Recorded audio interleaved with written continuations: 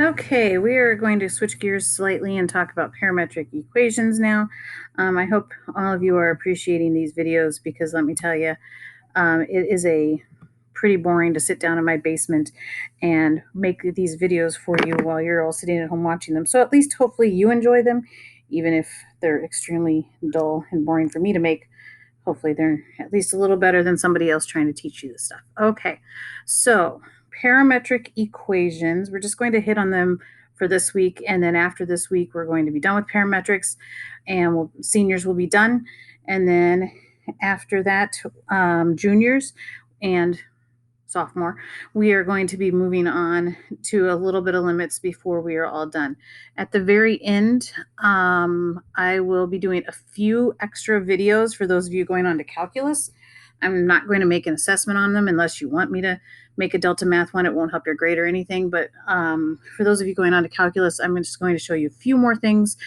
That way you're all the way prepared for calculus, but we won't grade on it since we will be out of time. But I will make a few more videos just so that you're 100% ready for calculus and you don't need to be worried. Okay, back to parametrics. So the book has a really long definition. I'm not exactly sure if this is your book's definition, but it is a book definition of what parametrics are. Really, the idea of a parametric function or equation is that you have these points x and y that are defined by a third variable t. So the idea here is you have two different equations, both one for x and one for y, that are both in terms of t, but t is never graphed. It's not graphed at all.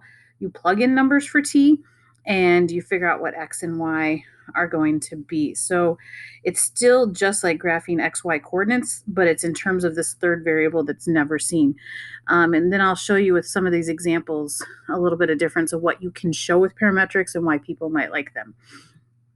Okay, so for example, we have this one, and we want to try to sketch a graph of this. So we have x equals 6t minus 4, y equals 3t. You set up this chart, and you set up numbers to plug in for t. And I usually start with the ones they've taught you ever since you were like starting to graph lines, -2, -1, 0, 1, and 2.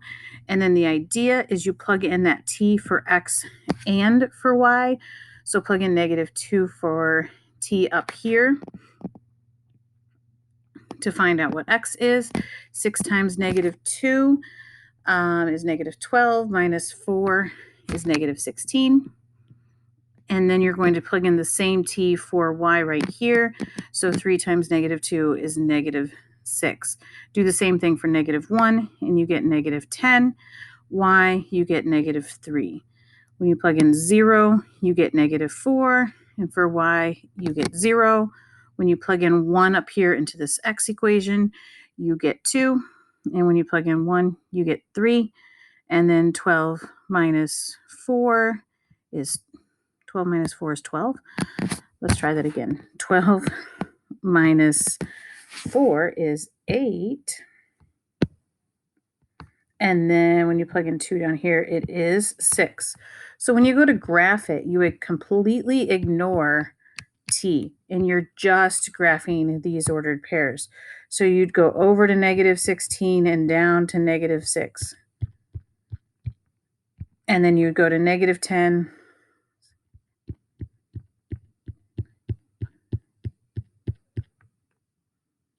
I think that's 16. Okay, 1, 2, 5, 6, 7, 8, 9, 10, and you go down to -3. This is really bad. It's almost worse than my normal graphs.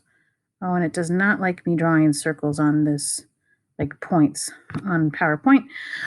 2, 3 is up here. If you see, this is a line segment.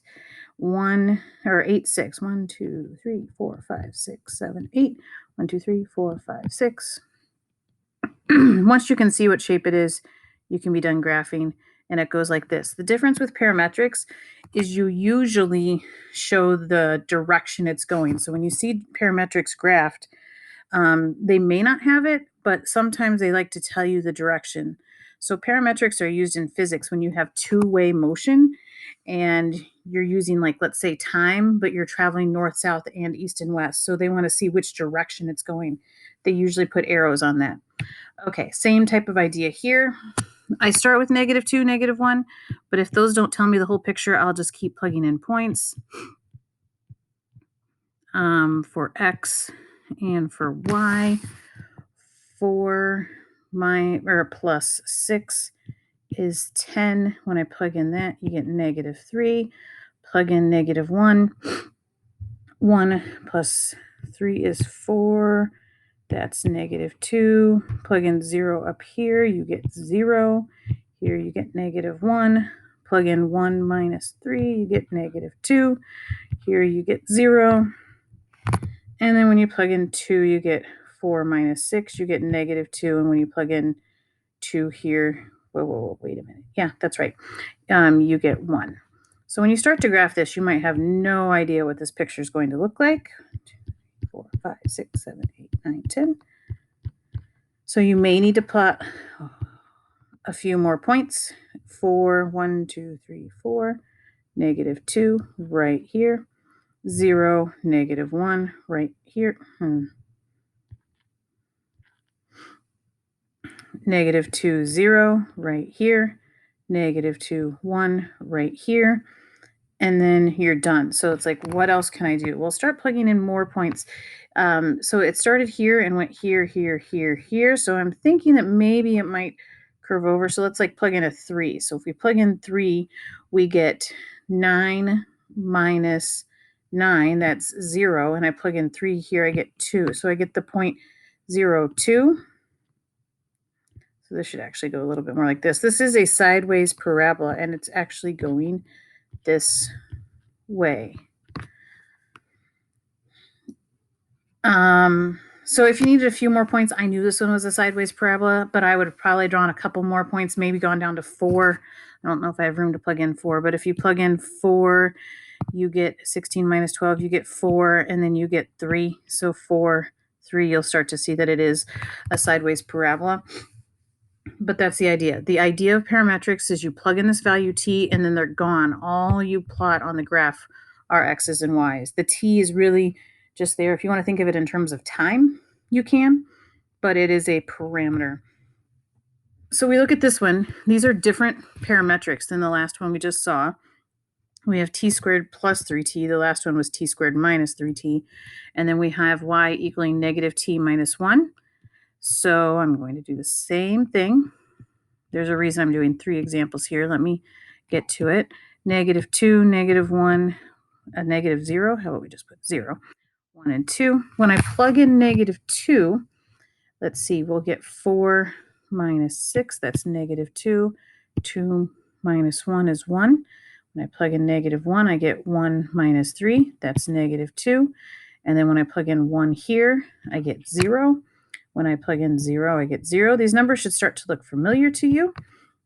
In fact, let me scoot back here. They are the same numbers. When I plug in 1, I get 1 plus 3, that is 4. And then I plug in 1, I get -2. These are the same numbers that we had before. 4 plus 6 is 10. And then when I plug in this, I get -3. The difference, which is why we have parametrics in the first place, is that they are now in a different order. You are graphing them in a different order. Come on, just graph the point for me. 0, -1, 4, 1, 2, 3, 4, -2.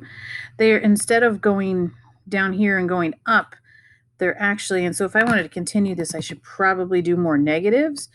It's going to be a, let's see, if I plug in -3, I get 0. If I plug in -3 up here, I get 9 minus 9, I get 0 and 2.